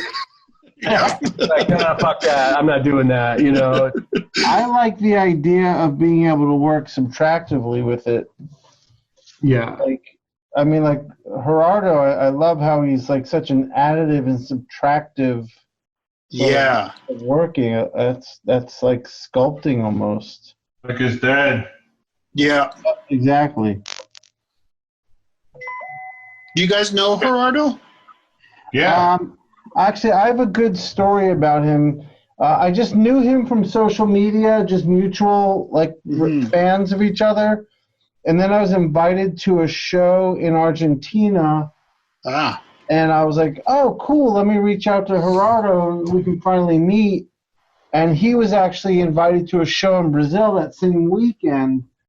But he said, look, I'm going to have my buddy come and say hi. And he sent his good friend to the Argentina show. And he sent a copy of his sketchbook. He signed and did a sketch for me. Oh, that's awesome. And his buddy invited me to this special comic shop party they were having that night, like a drink and draw thing. And Gerardo just set it all up. It was really, really kind of him.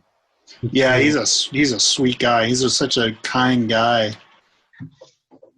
How great is Argentina, Sean? Dude, Argentina was awesome. Yeah. I went there for a show and had an absolute blast there, man. It was awesome. Yeah, I very much fell in love with the city and the people. I really, really fell in love with the people there. Yeah, people are super warm and friendly. Super warm, super proud of their city. Yep. But in a very humble way. It's funny looking back on it now. They, at one time Argentina was such a wealthy nation, and they had their economic collapse, and it's that all kind of taught them something, and that's part of who they are now. And coming from America, where that's a lesson I think a lot of people could learn here, and maybe we will be learning it soon. It was just really nice. It was there was just a kindness there that it was pride, but it was kind and humble. Yes. Is there statues of Messi and Maradona everywhere there? I don't remember seeing. Were you in Buenos Aires, Jim? Yeah. Because I was only in Buenos Aires, and when we did walk through the political center of the city one day, and all these buildings. It was gorgeous. Yeah. But I don't remember seeing too much of that. It was crazy because like the comics festival I did, I'm not remembering the name of it right now, but it was more of an indie based type of festival, and so it was sponsored, with government funding, and it was in their art museum. Oh wow! So it wasn't even like a Western style American kind of like Comic Con. It was a comics art festival in this old gorgeous like art museum in downtown Buenos Aires, and they had us all staying at a hotel in walking distance, and it was just me. The only American guests there were me, Sammy Harcum, and Ivan Brunetti.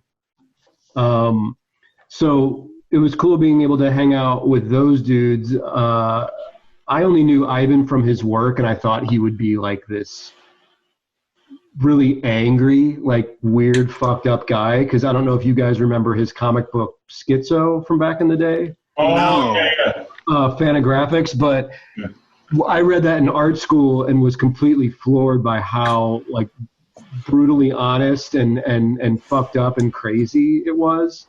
And then I meet Ivan, and he's like the super sweetest, most humble guy, like total Midwestern Chicago dude, super sweet. I knew Sammy Harcum from living in LA, and so we had like a cool crew of people to hang out with. And then all these new Argentinian artists that kind of like you said, Sean, like everyone's super proud of, their town, their country, and the fact that they're holding this festival, and they want to show you a good time. They want to make sure. Yeah. So there's no shortage of like incredible food and dude, drinks, and it was just like, okay, this is awesome. The food was unreal. I mean, it's the quality of meat and wine they have there is everything you've heard, and it's all so cheap. Yep. Like the American dollar goes so far there, but we went to all those churrascarias, and oh my God, they were so good. We had steak like almost every night. Also, there's a large Italian, like a lot of Italians moved to Argentina when it was new and young, and that's where a lot of the architecture comes from, and it's ingrained in their culture. So we went out to, and Chaikin told me this before I went, to definitely go into like the Little Italy area and get some Italian meals, and they were incredible. But Argentines are also really, really proud of their pizza. Like, I didn't know this going down there, and so we were just told by everyone, like, you have to go here, you have to get the pizza. So my wife and I went down and to the place to one of the spots a lot of people were recommending, and we sat down, and it was so crowded. It was like trying to eat in New York City in like a world famous restaurant that everyone has to go to. It was like that crowded. Wow. And we sat down, we were starving, and we were waiting, and I was looking at the table next to me. It was like a father and son. My wife and I were like, wow, that looks really good. And they didn't speak English, but I guess the father could kind of tell what we were doing. So he gave us a piece. Like, he took a piece off, put it on a plate, and passed it over to us. Wow. Really nice. Really nice. That's awesome. Yeah. But they swore it was better than New York or Italy. And I look, it was very good. It's different, but I would never say it's better than New York or Italy. Yeah, I mean, that's the crowning achievement of pizza, basically, if you're, But they swear by it. Like the organizers who go to New York, where I met them every year, they swear their pizza is much better than New York. I'm like, well, I don't think you've gone to the good And Italy, forget about it, dude. Forget about it. Well, in New York, man, those guys are probably eating at the closest, most commercial tourist They're probably going to like Two Brothers in Times Square. Yeah. And it's like, that's not where you go for New York pizza, dude. No, You gotta go to fucking Brooklyn or something. Yeah, exactly. But yeah, Italy's pizza is crazy. Sean, is there what's the most different thing you've had at another country food wise? Well, one of the things. What's that? I was just gonna ask everybody that. Yeah, so Matteo would always tell me, because he's from Parma, and it's a home of Parmesan cheese and prosciutto di Parma, so I was very excited about that. And he would tell me that they have all different cuts of prosciutto. It's not just one cut. So he would tell me like the best cut is culatello, and it's like the rump. But he said what Parma is really known for is their horse tartare. It's like a raw ground horse meat appetizer that they're really known for. So I had to try that. Yeah. So Matteo took me to like this. It's one of my favorite restaurants in the world now, but it's one of his favorite restaurants. It's a really like fancy, nice place in Parma, and he had the waiter bring out a little bit for me to try because no one else was really interested in going there, and it was delicious. It tasted like it was so clean and so lean. It tasted like raw tuna. Huh. Oh, nice. Which was really surprising to me. So that's probably the weirdest thing I've had. I think the weirdest thing I ever had was in Spain. I don't remember where exactly we were, but in southern Spain.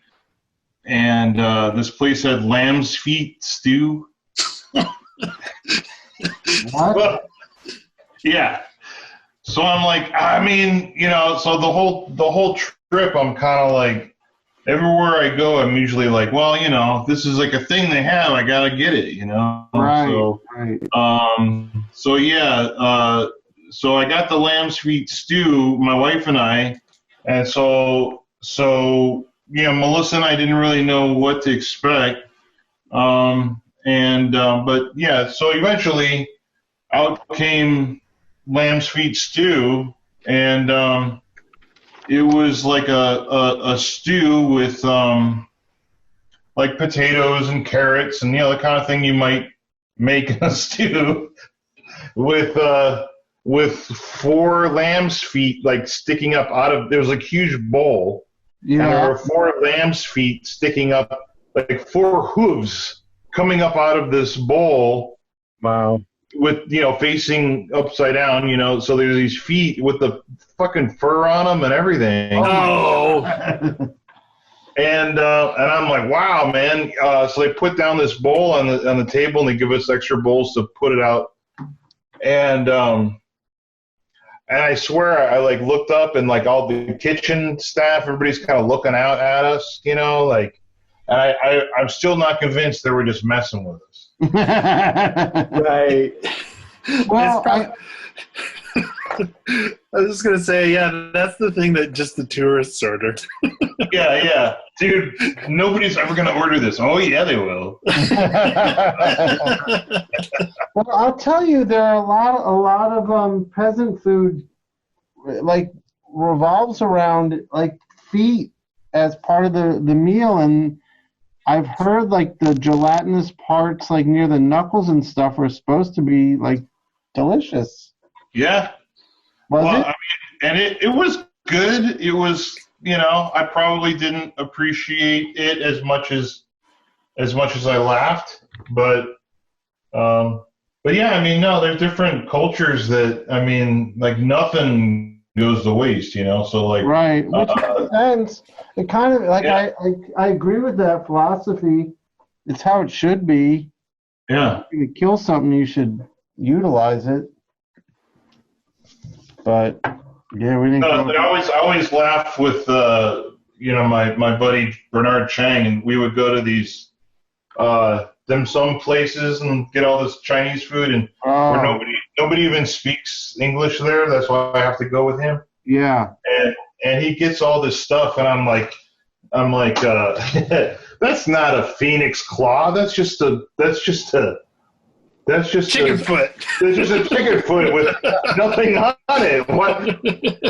Right. And they came up with a cool name for it, phoenix claw. And I'm like, oh, this is going to be awesome. And they bring out some chicken feet. And I'm like, there's not even any meat on this. And Bernard's like, yeah, there is. And, I was watching Eddie Wong yesterday. I don't know if you guys know who Eddie Wong is. Yes. Okay, good. I love him. He's one of my favorite people on the planet. So he's a chef. He's a hip hop connoisseur. He's a personality. But he's Chinese, and he got his start owning. Jim, you'll appreciate this. He owned a little Bao place. He called it Bao House. Nice. And the logo was the infamous Mobb Deep's album, where it says the infamous Mobb Deep. And the way it said the infamous, he'd write Bao House. Oh, very cool. So he's big into hip hop, but he had a show on Vice Network where what was it called? Wong's World. And he would just travel the world and like talk politics with people and get meals. And he did a really good one in Washington, D.C. the day like Trump was elected. And at the end of the show, he sat down and had Chinese food with this like crazy hardcore conservative conspiracy theory guy. And he has very like calm-centered conversations. Anyways, so since the coronavirus breakout, he's very proud Chinese. He's been trying to use his social media to show that Chinese people aren't like these crazy people who just eat whatever they want, like any disgusting animals. So the other day he was in a soup place getting this traditional soup. And as a side, they get these chicken's feet.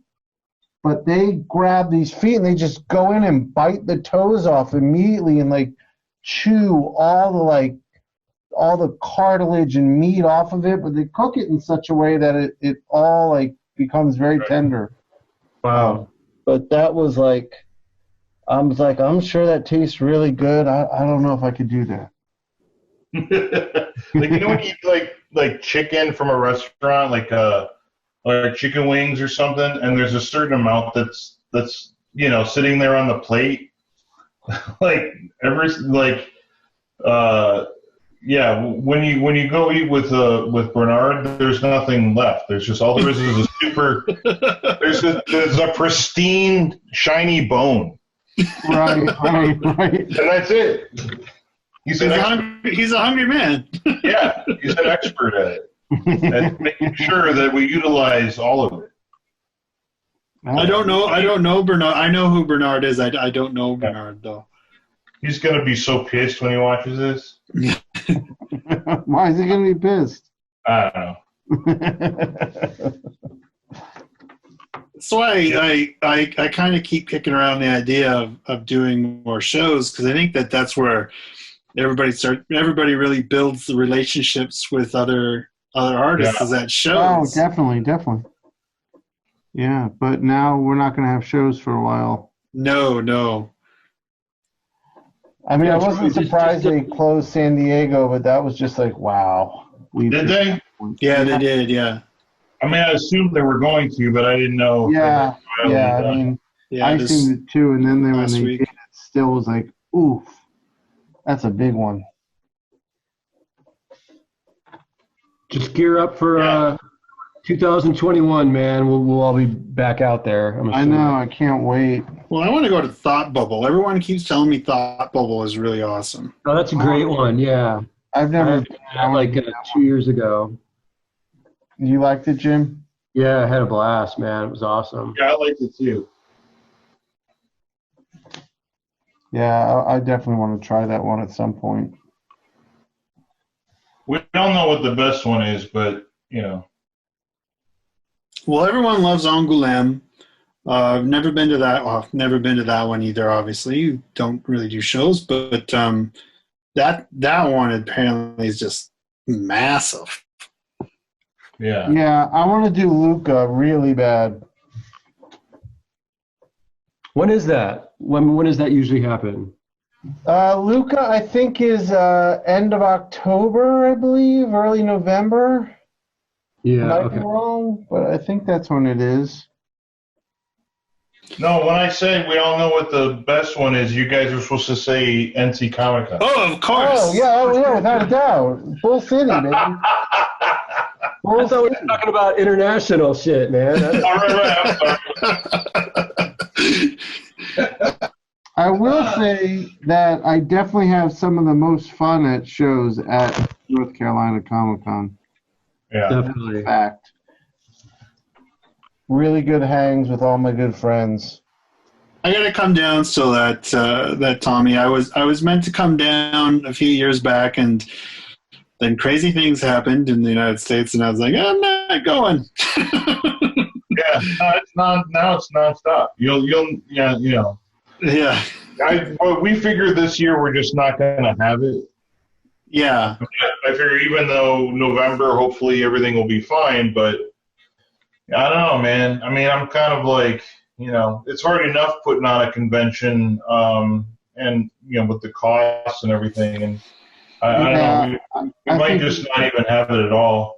Yeah, I think you made the right call because I think if you organized it, it would be canceled anyway. I just don't think we're going to be having shows this year. Yeah, I think not until we have a vaccine. Right. Yeah, and they say that's what 12 to 18 months away. Yeah. Yeah. Wow.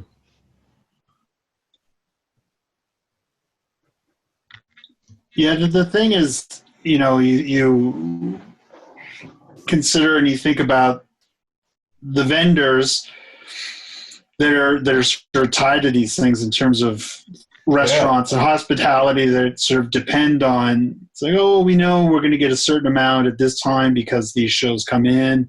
Like Right. San Diego, for instance, that whole area, I'm sure really really counts on Right. the con and but what do you do? I mean, what do you do when you have something that is this infectious and you don't have a handle on it yet?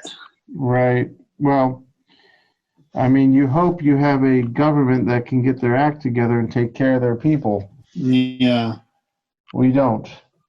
Dude, I saw this morning that it's California, Florida, Tommy, it might be North Carolina also, where they passed a FEMA bill that in those states you don't have to pay rent and I think mortgage for, I think you have like up to 12 months. Wow. Well, up to 12 months, and then you got to pay everything. No, not at all. It's like a loan, like no payments for 3 years, and then we pay 3 years worth of shit. It's a FEMA relief thing where I think FEMA covers it. Wow.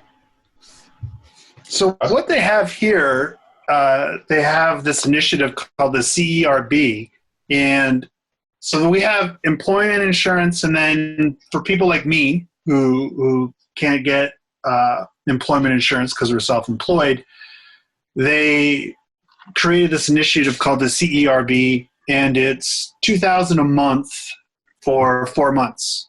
So that's where they started with, and the hope is that is going to get us through the lean times before we can sort of start working again.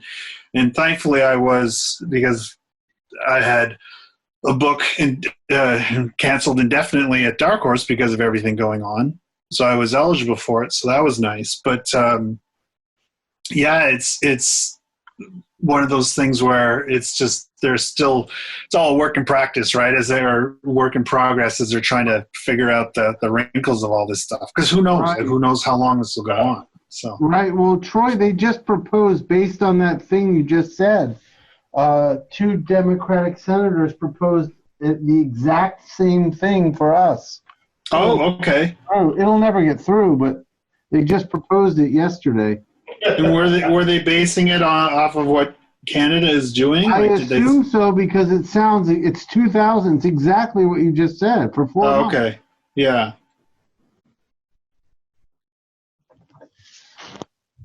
It's never going to happen. Yeah. Well, It might. you never know. I mean, it's just been interesting sort of watching from a state level and then a federal level what's going on down there.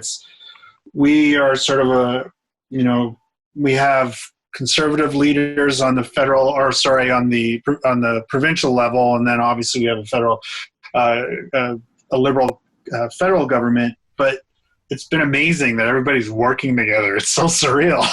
Yeah, not here. Not so much here.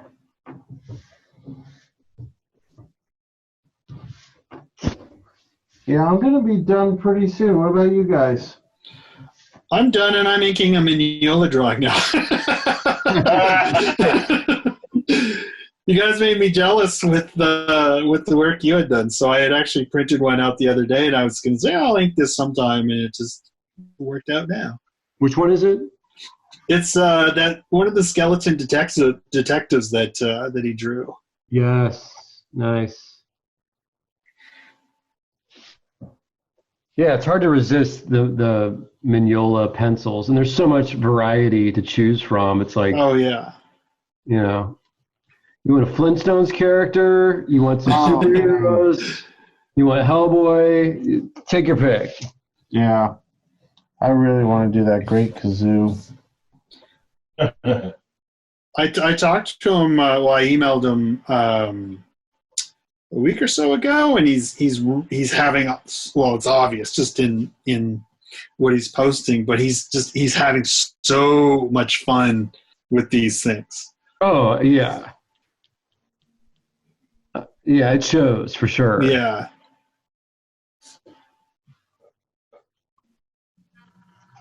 His style, man, it just works. It just works for everything, basically.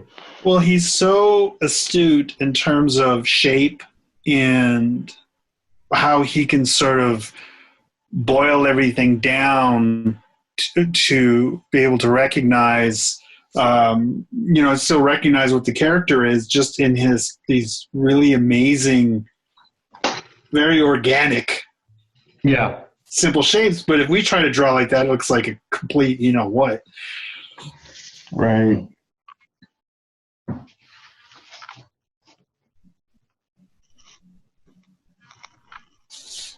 Tommy, how's your book going?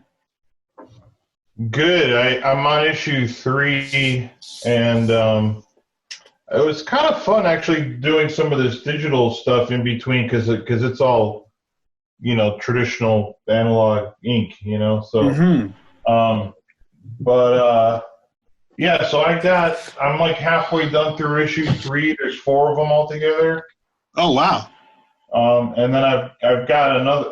Luckily, I've got another thing lined up now too. So, are same company?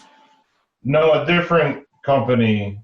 So I think I want to do more with the same company. It's with Axel Alonso's. Okay, I didn't know. I didn't know if it had been announced, so I was being very coy. So this one we haven't solicited it yet, but yeah, that one is it's called Grundle, Kentucky. And it's basically like a story of Beowulf in an old mining town in Kentucky in early 1970s. Awesome. So yeah, the writer is Jeff McComsey. And I don't know Jeff. What's? I didn't know him either. And no, he also draws his own comics. Oh, okay. So I think that's that's been good for me because I like working with people who think, visually, which a lot of comic writers for some reason don't so much. Yeah. Yeah, I think so. That's been good. So yeah, I've got about another issue and a half of that. So I'm inking the second one now, and then I'll color it after I'm done with the inks. That's cool. Yeah, it's Axel's. I know Axel a tiny little bit. I met him when he was at Vertigo, and really smart guy. Like really smart guy. Yeah. It was funny. Like I had like an opinion of, you can meet somebody one time and then it leaves a mark, and sometimes you can get the wrong impression. And I kind of had that with Axel a long time ago, like kind of like like I was turned off, and what it was I didn't know the guy. And so Sean basically convinced me that Axel was an okay guy. I think he just has this very straightforward way of communicating. Yeah, it was. Yeah, he does. Yeah, for sure. Which I like. Yeah, that's exactly it. And I was in a very dark point in my life at the moment, at that time, and I didn't want to, I don't know, it didn't work. But now it's all great, and and also that was something that was over 20 years ago. Yeah. And you also got to, we all hung out a bit too together, which probably helped too. Yeah, that was it. Last summer, I wasn't sure if I wanted to do this project, and because I really want to focus on doing my own stories, but I liked this concept. So then, when we all got to hang out and spend time together, I was like, yeah, I like, I want to work with people that I like, that I like. So if you have that luxury, it's great. So hopefully, we can do more together. So, and I'm writing stuff. My son and I have been writing stuff together, and I'm writing stuff myself. And so, it was really cute. Henry will never listen to this, so we don't have to worry about it. But he actually was. Melissa told me, I think it was yesterday, a couple of days ago, that she goes, "Oh, it was really cute. Henry was going on and on about what a great writer Daddy is, That's cool. And I was like, "Oh," because you would never hear that from your own kid. Yeah, right. Not directly. No. So it's kind of, because he and I are working on a couple ideas together. He's been working on a novel. And then he got this new job where he's doing computer programming and coding, and he's able to really kind of make a decent living now while trying to be a writer on the side.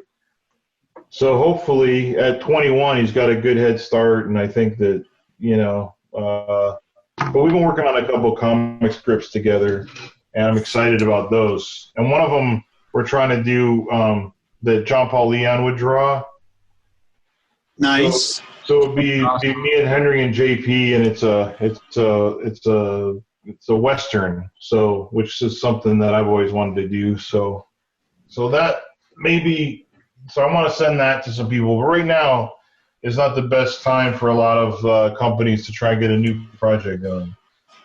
Yeah. Hopefully, with Diamond's recent announcement that that'll sort of kickstart. Again, I know that on the printing level too, that's why a lot of stuff was shut down, because so much stuff is printed in China. But right.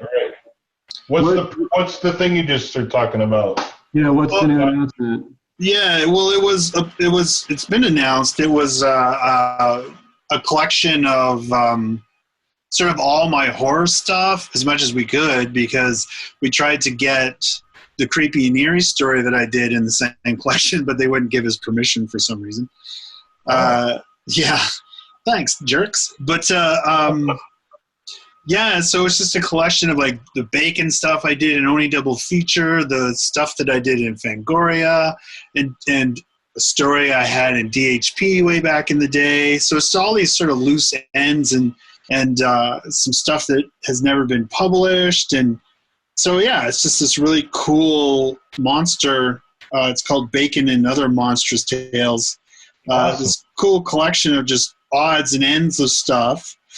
And, yeah, it just kind of blew up with everything else. And so hopefully they'll – I don't know if they resolicit stuff, like what they're doing. Yeah. So I'm not sure. But, yeah, I just got the email, and it's like, hey, yeah. And I kind of half expected it. I was upset because you don't want your book to, be shelved. But I completely understood. I wasn't flipping the table over or anything like that. But, yeah, I mean, I kind of half expected it to come because it's just, like, what do they do? Like, what does a publisher do?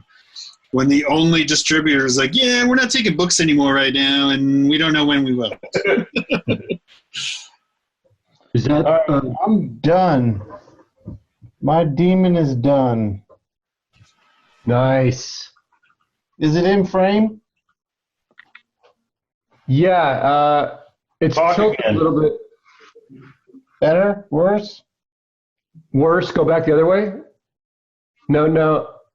Tilt it. Tilt the actual piece. There you go. Right there. That's awesome.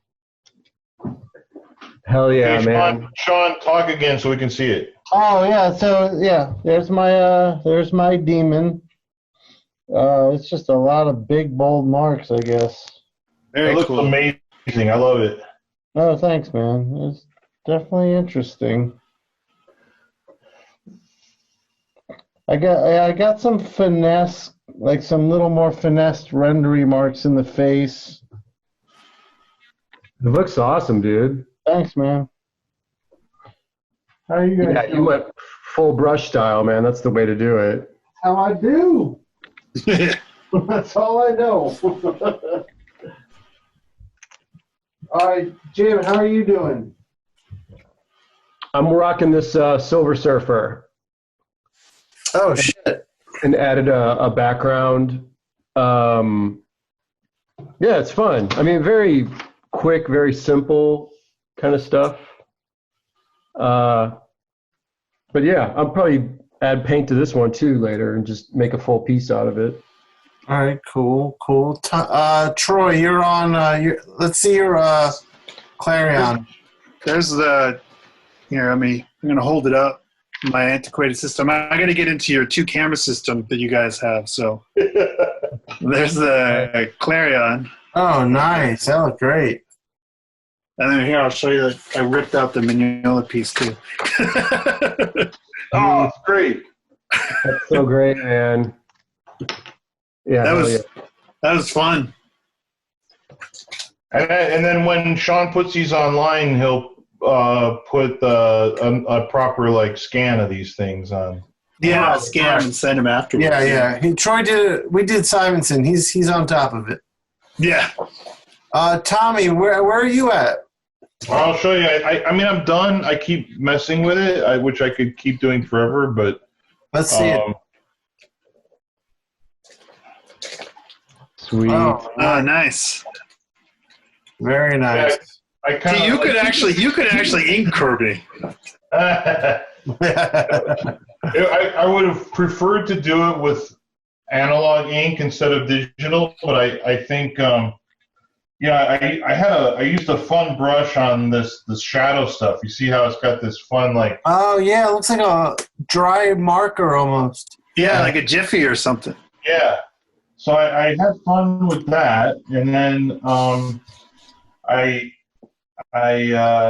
like I said, I'll show you the layers here. So there's the drawing, and then here's I put Kirby in my signature, which feels very strange. And then so you can see I kind of masked off the background so I could put in that shadow. and then I basically like kind of lightened it so I could pop out the figure a bit. Yeah, no, that looks awesome.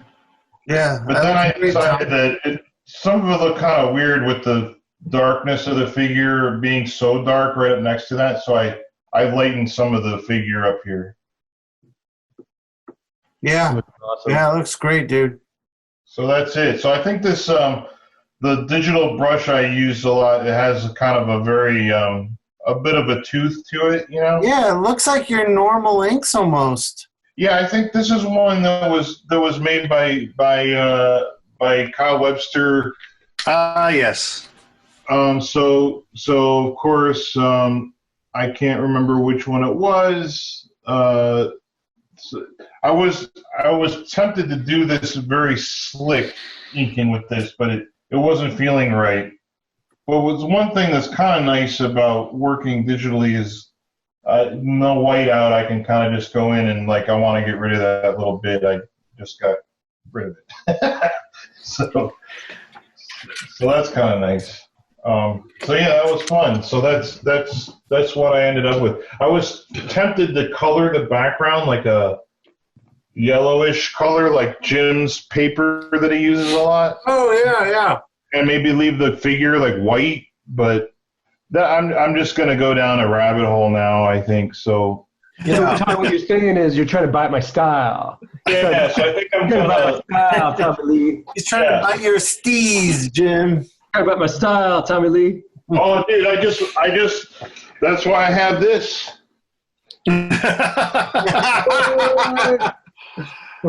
have my marker all completely ready to go. Holy shit, that's the monster. I got that while I was with you in Portland. Yes. And I Yeah. still haven't even opened the fucking plastic on it. Holy Dude, shit. I have one of those too. I have the Malto version. Is yours wrapped in plastic? Let me check. Hold on. I think it is. I just force people to buy those when they come stay with me. That's what You have to have a fat marker with you at all times, just in case. You don't have to do anything with it after. You just have to have it. Yeah, you just Tommy, it's in plastic still. what? Jim, how is Powell's bookstore doing in Portland? I mean, they're closed. Oh, they are shit. Okay. Yeah, they're not I've even. seen a lot of articles where they have like a book delivery system, and they're like doing some good business right now. Oh, good. Okay, so Yeah, they're I've read a few delivering. articles about that. Okay, cool. Yeah. All right. Yeah, there's been a lot of small businesses that have adapted really well to that. Where even coffee shops delivering beans and stuff like that. It's just that entrepreneurial spirit, that ability that allowed them to open a business is like adapt. That's exactly what I've been doing myself. And Jim and I have talked about that a lot. Just trying to adapt. And I mean, like this podcast being filmed now and having a webcam, that all happened because of this. Camera 3. All